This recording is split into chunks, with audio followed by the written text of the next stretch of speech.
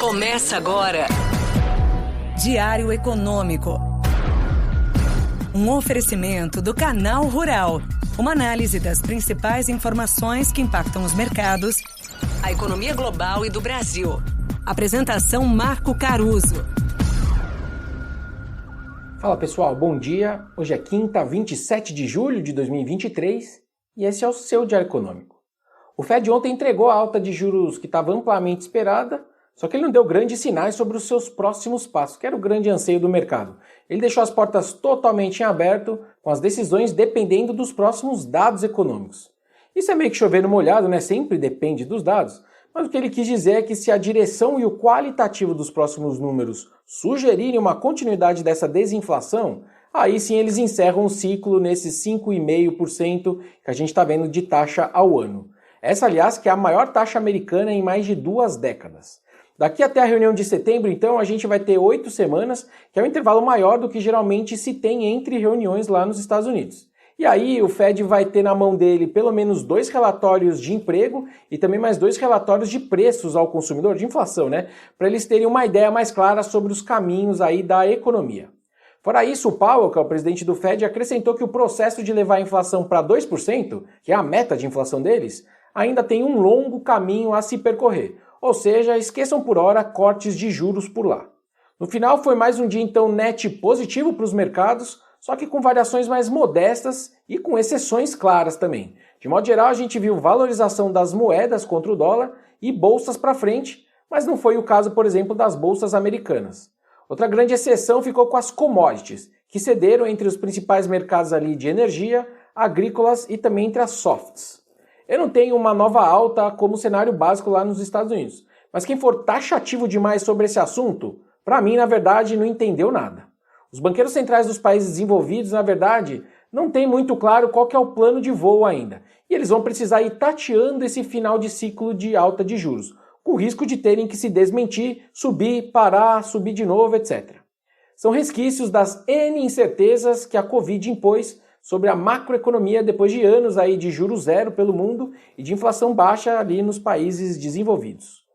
Dito isso, para quem olha para uma janela maior de tempo, importa mais saber que os juros globais estão finalmente chegando no seu teto.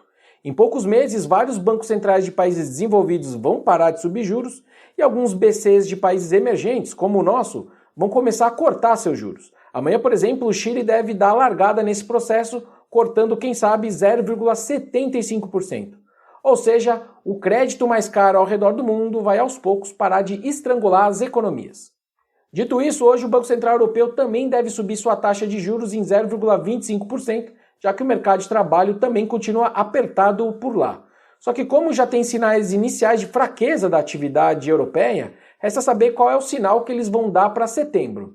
No geral, o BC europeu tem preferido sim um viés em direção a novas altas de forma mais clara, né? Sinalizando, olha, tô a fim de subir de novo sim.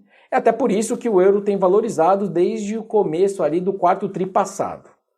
No Brasil, outra notícia positiva ontem foi mais uma melhora da nossa nota de crédito, junto agora da agência de rating Fitch.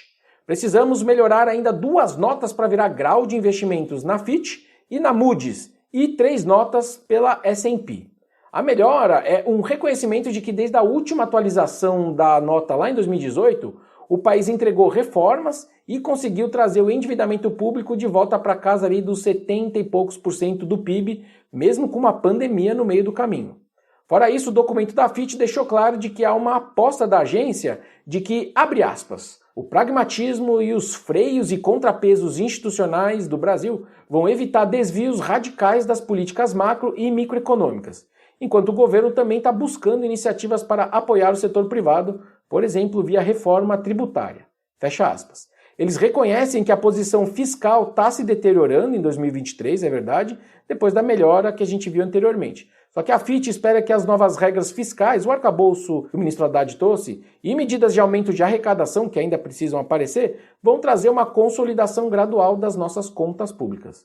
Enfim, existe um reconhecimento dos esforços nesses 5 anos, desde que a gente foi rebaixado lá em 2018, e também uma boa vontade com o que pode ser o nosso futuro. Vamos ver. Por hoje é isso, turma. Bom dia, bons negócios e sorte sempre. Você ouviu Diário Econômico. Um oferecimento do Canal Rural. Uma análise das principais informações que impactam os mercados, a economia global e do Brasil. De segunda a sexta, às 6 da manhã, no Spotify e YouTube.